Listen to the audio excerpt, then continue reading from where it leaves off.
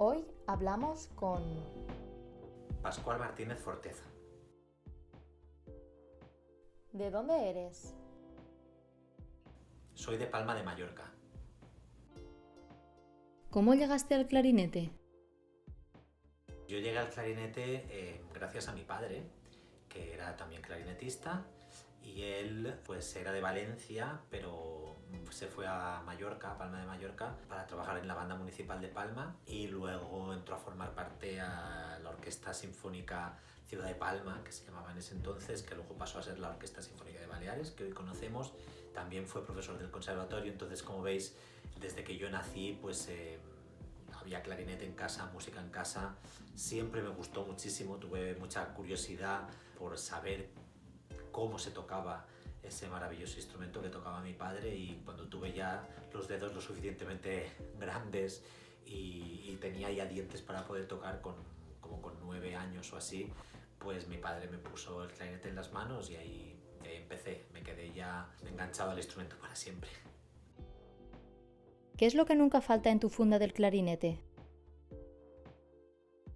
La verdad es que me parece muy importante el llevar un poco un kit como de supervivencia, que digo yo, que es pues tener un destornillador con diferentes cabezas y tamaños, tener a lo mejor aceite para las llaves. Incluso hubo una época, ahora ya no la llevo, pero hubo una época que llevaba zapatillas con pegamento por si acaso se me caía alguna. O sea, un poco un kit de reparación básico, porque nunca sabes lo que te puede pasar, y me parece interesante poder llevar eso contigo en caso de alguna emergencia. ¿Por qué decidiste dejar la OSIP para seguir estudiando? Yo entré en la Orquesta Sinfónica de Baleares muy jovencito, con 18 años. Hice mi primera audición de orquesta y tuve la suerte de ganar la plaza y empezar a trabajar como profesional siendo muy joven. Y quería un poco aclarar lo que pasó en esos años, porque no hace mucho, hace un par de años salió una entrevista mía en un periódico de Palma de Mallorca, en donde se decían algunas cosas que en realidad yo no las había puesto así. Hubo un poco un malentendido, y ya que me preguntáis esto, pues quería aclararlo rápidamente. Yo nunca me quise marchar de la Orquesta Sinfónica de las Islas Baleares. Estaba muy a gusto, como os digo, con 18 años pues empecé a tocar, tocaba al lado de mi padre, que era un sueño para mí, y aprendí muchísimo durante esos años en la orquesta, imaginaros, ¿no? Mis primeras sinfonías de Beethoven, de Brahms, las toqué y las aprendí allí. Entonces lo que pasó es que yo conocí a mi profesor, Yehuda Gilad, un profesor muy conocido que todos los clarinetistas conocéis. Le conocí en un curso en Benidorm y me planteé el irme a estudiar con él a Los Ángeles. Estuve un par de años ahorrando dinero, la universidad de allí me dio una beca, él se interesó porque yo me marchara. Entonces lo que yo hice fue pedir una excedencia de 2 años en la Orquesta de Baleares para poderme ir a estudiar fuera, que era, pues la ilusión, era muy joven y quería experimentar y tener la oportunidad de irme fuera y estudiar y aprender, con la idea de, cuando terminara ese periodo, esos 2 años, volver a la Orquesta Sinfónica de Baleares. Yo nunca me imaginé marcharme, ni tenía esa intención. Lo que pasa que luego pues fueron pasando cosas, me presenté a unas pruebas un poco sin querer y tuve la suerte también de ganarlas, y me ofrecieron el puesto de clarinetista en la Orquesta de Cincinnati, y ahí fue cuando ya pues me terminó la excedencia en Mallorca, empecé una nueva aventura en otro sitio y luego pues ya no volví. Pero lo que se dijo de que yo me marché porque la orquesta de Baleares pues no era lo que yo quería, o que se me había quedado pequeña y esas cosas, yo nunca lo dije. Fue un poco, no sé por qué, malinterpretación del periódico. Entonces lo quería aclarar un poco y que nadie se sienta ofendido ni nada, porque para nada intenté que algo así pasara. ¿Cómo llegaste a la New York Philharmonic?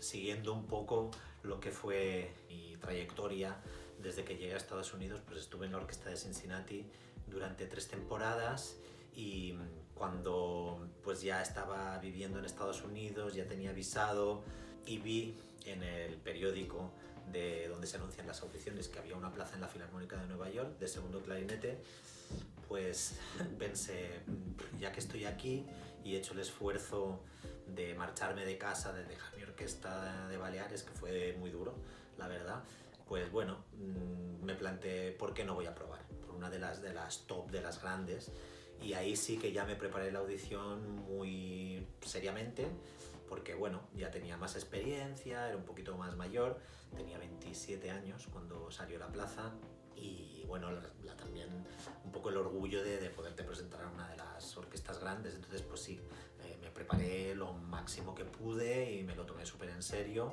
y nada, me presenté a la audición y también sorpresa mía, porque de verdad nunca me imaginé el llegar a ganar una plaza en una de estas orquestas tan legendarias y tan grandes.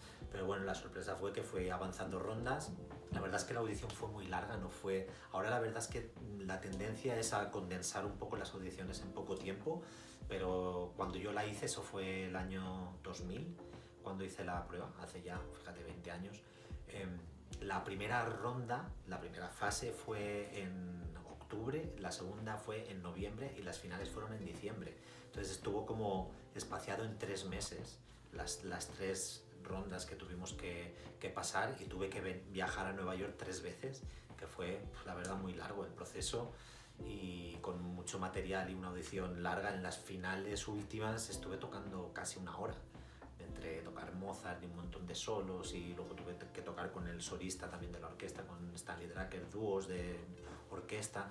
Fue un proceso muy largo y muy sí, estresante un poco, pero bueno, salió bien y aquí estoy. ¿Dónde enseñas actualmente? Actualmente soy profesor en 3 universidades aquí en Nueva York, eh, que me ocupan bastante tiempo, y la verdad es que estoy muy contento con el poder compaginar estos 3 sitios. El primer sitio donde empecé a dar clase cuando llegué aquí a Nueva York ya pues fue, yo creo que en 2004-2005, cuando me ofrecieron el empezar a dar clases, fue en la Universidad de Nueva York, en NYU, donde pues eso, llevo ya 15 años dando clase ahí. Y luego surgió la oportunidad de dar clase en la Manhattan School of Music, que es una de las grandes escuelas aquí en Nueva York. Eso fue el 2014-15, y justo creo que fue el mismo año. Además, hubo una vacante en otro sitio que se llama BART, Conservatory of Music. Es un sitio que está fuera de la ciudad, a unas 2 horas en coche, un poquito lejos, pero tienen un campus fantástico y unas instalaciones increíbles, y es un sitio en el que me encanta ir. Ahora con la pandemia estamos haciendo las clases virtuales, obviamente, pero bueno, esas son las tres universidades donde doy clase, y muy feliz de poder enseñar, porque me parece una parte súper importante dentro de lo que hacemos nosotros, no solo centrarnos en tocar en orquesta, sino el poder transmitir tus conocimientos, y el formar a la gente joven me parece una cosa fundamental y que disfruto muchísimo. ¿Practicas algún tipo de coaching? Bueno, lo del coaching sé que está muy de moda ahora, y es algo que mucha gente practica y se asesora con gente que les mentaliza y les ayuda con todas estas cosas. La verdad es que yo nunca me he planteado eso. Yo lo que intento es ayudar a mis alumnos. Por supuesto que hay que motivarles, hay que saberles llevar. Es muy importante, pues eso, la psicología. Como todos sabemos, cada persona es un mundo, y cuando tienes diferentes estudiantes o alumnos, pues tienes que primero intentar conocerles, saber qué es lo que necesitan. Cada uno es diferente, e intentar, pues eso, sobre todo motivarles, escucharles e intentar sacar lo mejor de ellos. Si eso se puede llamar hacer coaching, pues lo hago. ¿Una obra que nunca te cansarías de interpretar? Hay tantísima música que me encanta, sobre todo en la literatura orquestral. Os puedo decir un poco pues, el tipo de música que a mí me gusta. Por ejemplo, la música romántica es del periodo romántico, es el que más quizá disfruto dentro de la orquesta.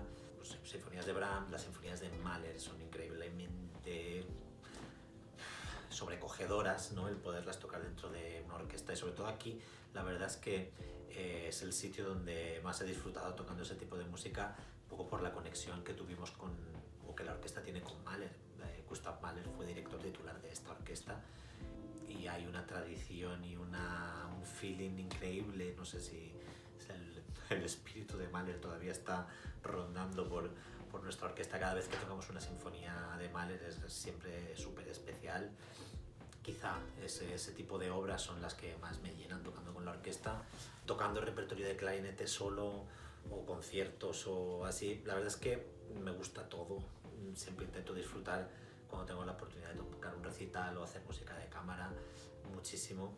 Quizá hay una pieza a la que le tengo especial cariño, que no es para nada conocida, sobre todo fuera de España. Los clarinetistas españoles sí que la conoceréis, que es el Estudio Melódico de Miguel Yuste. Siempre me encantó esa pieza y también le tengo un especial cariño. Intento siempre tocarla cuando tengo oportunidad de tocar un recital, pues la suelo programar porque es una obra que me encanta y no me cansaría nunca de tocarla. ¿Nos puedes contar alguna anécdota? Pues bueno, como os podréis imaginar, en casi 30 años de carrera que llevo tocando en orquestas y tocando por ahí, por el mundo, pues muchísimas anécdotas. Cosas que me han pasado, pues por ejemplo, puedo contar dos cosas rápidas. Una, pues la verdad es que no hace mucho, hace un par de temporadas, estábamos tocando el bolero de Ravel en la orquesta y yo estaba tocando el requinto, el E-flat. De hecho, era la única pieza que tocaba en ese concierto. Mis compañeros tocaban el resto de piezas, no me acuerdo, era todo música francesa, creo, y el concierto terminaba con el bolero. También, como sabéis, aquí en Nueva York repetimos los conciertos 3-4 veces por semana. Trabajamos un montón. Entonces no recuerdo qué día fue de la semana, pero bueno, yo estaba aquí en casa estudiando. Por supuesto que el concierto se empezaba a las 7:30 o a las 8, pues yo no estaba allí, o sea, me fui más tarde porque era mi última pieza. Cojo mis cosas, me voy al teatro, al Lincoln Center. Llego, pues a lo mejor llegué a las 9:15. Yo tenía que estar en el escenario, pues ponte a las 9:40, ya lo tenía todo planeado. Llego, me cambio, me pongo el frac, abro el requinto, lo monto y digo, ¿y las cañas? ¿Dónde están? Estaba justo estudiando que se me olvidaron las cañas aquí encima del escritorio. Entonces digo, ¿qué hago? Tenía cañas de clarinete, claro, mis compañeros estaban en el escenario tocando la parte del concierto que hacía falta, ¿no? Lo que estaban haciendo, nadie me podía dejar una caña, entonces suerte que tenía alguna caña. Pues nada, puse una caña de clarinete que claro es más larga y no ajustaba bien, pero aquello sonaba, salí al escenario y toqué el solo del bolero con una caña de clarinete y bueno, salió. De hecho luego escuché una grabación, unos días más tarde me pasaron la toma de sonido y no sonaba tan mal, pero bueno, eso fue casi me muero del susto, imaginaros, ¿no? El empezar a buscar las cañas y no las tenía. Esa es una que me pasó. Y la otra anécdota que os puedo contar fue incluso peor que la primera. Fue en el 2014, fui a tocar como solista con la Real Filarmonía de Galicia en Santiago de Compostela. Me invitaron para tocar un concierto con ellos, el concierto de Copland, y luego hacíamos una obra de Julián Bautista, compositor español, que tuvo que emigrar a Argentina cuando a la época de la posguerra y el franquismo y todo esto. No sé si conocéis Julián Bautista, La Fantasía Española, un concierto de clarinete dificilísimo. Yo creo que es la pieza más complicada con la que me he tenido que enfrentar como solista. La verdad es que realmente muy complicada. Bueno, llego a Galicia, ensayamos toda la semana, ensayo general, ¿vale? Tocamos la Fantasía Española de Bautista de arriba abajo, todo va muy bien. Esta pieza tienes que tocar el clarinete en si bemol y clarinete en la, o sea, tenía los dos clarinetes, ¿no? La primera parte es en la y la segunda en si bemol, entonces tenía el si bemol en la mano y el clarinete en la, en el apoyaclarinetes lo tenía ahí en el escenario. La concertino que estaba trabajando en ese momento, no sé por qué se le ocurrió preguntar algo al director, levantó la mano, el director no le hacía caso, se levantó, cosa rara porque normalmente no te levantas, se levantó y se fue hacia el atril del director, con la mala fortuna que claro, como el podium estaba un poco más alto, tenía la cabeza levantada, no vio el clarinete, le dio una patada a mi clarinete en la, el clarinete salió volando, literalmente salió volando, y al caer al suelo se partió por la mitad. O sea, se partió totalmente por la mitad, se quedó todo el corcho y el tal dentro metido que no lo podíamos sacar. Claro, digo, a ver, dentro de 5 horas es el concierto, ¿no? No había manera de arreglarlo. pues la suerte es que el clarinetista principal de la orquesta, que estaba tocando también en esa pieza, pero tocando el clarinete en si bemol, en ese momento no necesitaba el clarinete en la, y me dejó el clarinete, me dijo, mira Pascual, pues, tocas con mi clarinete, un buffet festival que iba muy bien, y así fue como salvamos el concierto. O sea, tuve que tocar la Fantasía Española con un clarinete que no era el mío, y que pues eso, me lo dejaron 4 o 5 horas antes de lo que era el concierto. Salvamos el concierto, todo fue muy bien, de hecho también tengo una grabación y suena increíble. Entonces, bueno, pero claro, el susto y el estrés que pasé durante esas horas, pues fue bastante, no se lo deseo a nadie que le pase algo así. Entonces esas son un poco, mil otras cosas me han pasado y tal, pero bueno, son como 2 de las anécdotas más buenas, yo creo, que me han pasado en todos estos años. ¿Un concierto que recordarás para siempre? Pues también muchos, en tantos años ha habido muchos conciertos que me han marcado, escuchando y tocando también. Claro, escuchando quizá uno de los que más me marcó fue una vez, yo tenía pues creo que 16 años, 15, 16 años, en Palma de Mallorca en esa época pues no había mucho movimiento ni de orquestas, ni de grupos, ni de gente, ni de festivales, ¿no? No teníamos muchas opciones de escuchar a gente en directo, y tuvimos la suerte de que vino el quinteto Viena-Berlín a tocar a Palma de Mallorca, en la época en que tocaba pues, Karl Leister, Schellenberger el oboe, Schulz la flauta, Günther Hoffner trompa y Turkovic el fagot, ¿no? Que eran mis ídolos. Tenía todas las grabaciones de ellos y era fan número 1. Entonces el poder escucharles en directo, vinieron al auditorio de Palma y estaba sentado súper cerca del escenario. Para mí aquello fue, irreal. El poder ver a Leister a unos pocos metros tocando me marcó muchísimo, y también fue uno de esos momentos en el que piensas, yo también quiero hacer esto, ¿no? La motivación, la magia de esos conciertos, algo que no se me olvidará nunca, nunca. Luego otro concierto también que me marcó mucho fue cuando llegué a Los Ángeles, que me marché a estudiar allí, el año 96. Yo llegué a Los Ángeles pues, a final de agosto para empezar a estudiar en la universidad, y también coincidía con el principio de la temporada de la Orquesta de Los Ángeles. Y el primer concierto, abrieron la temporada ese año con la segunda de Mahler, y fui a escuchar el concierto, y aquello para mí fue realmente increíble, porque no había escuchado en directo en realidad ninguna orquesta de ese nivel. Pues la orquesta de Palma, y había podido escuchar algunas orquestas, pero la verdad es que conciertos en directo había ido a pocos todavía, y fue totalmente increíble el poder escuchar el nivel y cómo tocaban una orquesta de tanto sí, fue increíble, ¿no? No se me olvidará nunca. Dirigía a Esa-Pekka Salonen, que luego he podido trabajar con él muchísimas veces aquí en Nueva York. Entonces fue uno de esos conciertos que te marcan también para siempre, ¿no? Y tocando también, muchísimos. Pero quizá uno de los que más recuerdo pues fue al poco de llegar aquí a Nueva York, 2001, pasó lo de las Torres Gemelas, terrible, el atentado contra la zona cero de Manhattan, y a las pocas semanas que conseguimos volver, porque estábamos de viaje y tal, pues se organizó un concierto como un poco homenaje a la tragedia.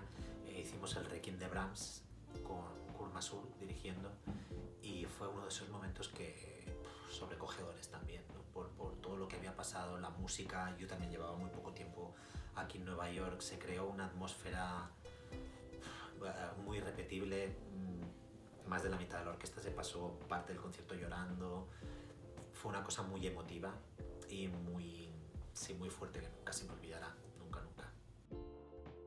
¿Algún consejo que te dieron que te cambió la vida?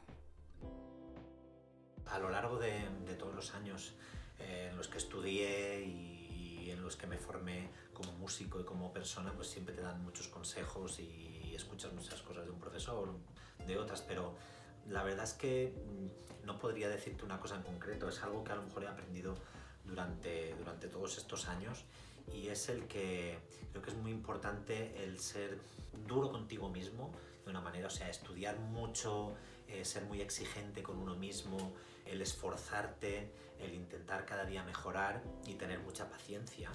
Y si haces todo eso, al final las cosas te van a salir. Un poco pues eso, ¿no? El soñar, ¿no? El tener una meta y nunca decaer. Y siempre seguir esforzándote pasito a pasito. Y lo que decía, ser un poco muy estricto y muy duro contigo mismo, pero no con los demás. O sea, lo de tener envidia de uno o querer hacer zancadillas al otro o hablar mal de una persona, eso me parece horrible. O sea, siempre tienes que ser abierto, ser bueno, compartir con los demás. Luego llegas a casa y puedes ser todo lo duro y todo lo exigente que quieras contigo mismo y soñar muchísimo en llegar.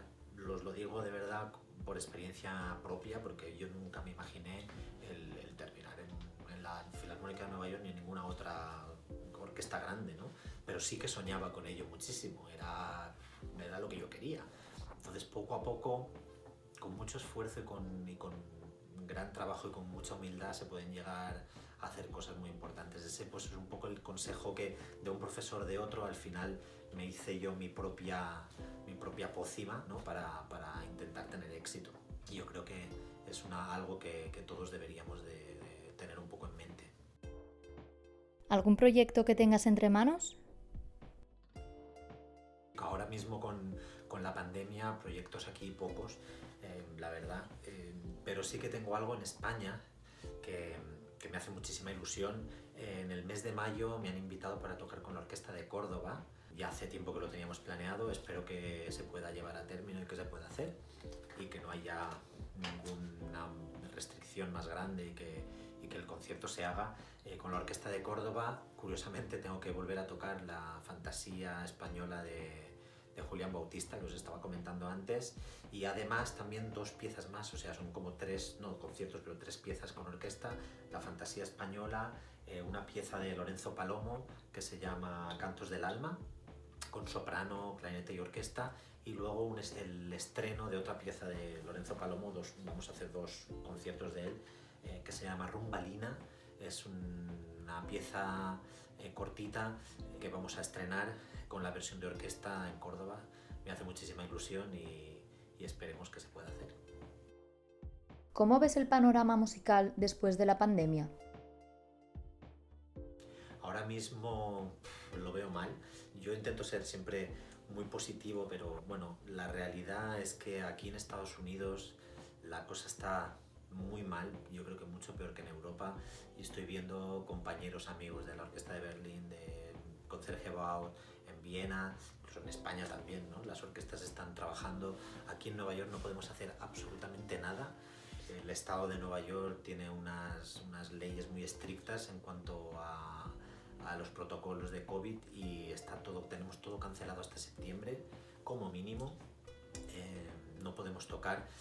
Entonces ahora mismo, el futuro lo veo bien, ahora os explico, pero ahora mismo la cosa está muy complicada. También las orquestas aquí son muy diferentes a cómo funciona en Europa. Nuestra orquesta es una organización privada y es muy difícil el poder realizar conciertos simplemente pues como ejemplo. Para nosotros tocar un concierto en nuestra sala tenemos que alquilar la sala donde tocamos el Lincoln Center, la orquesta está alquilada y simplemente abrir la sala con toda la gente que trabaja allí dentro, o sea, es muchísimo dinero.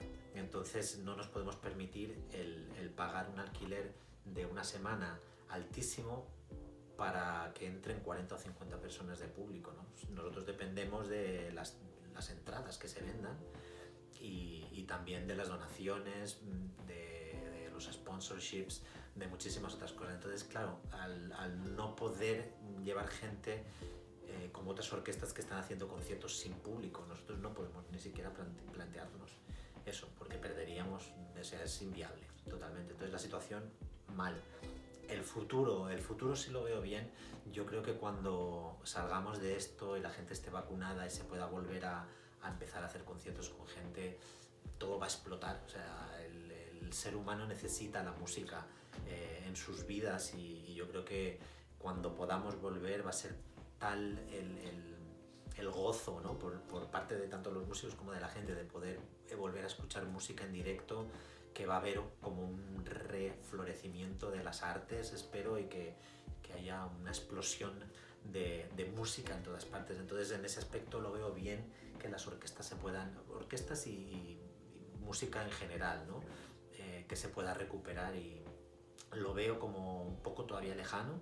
Igual en un par de años yo creo que vamos a estar ya a tope, y espero que volvamos a disfrutar de la música pronto, y lo veo bien, el futuro lo veo bien.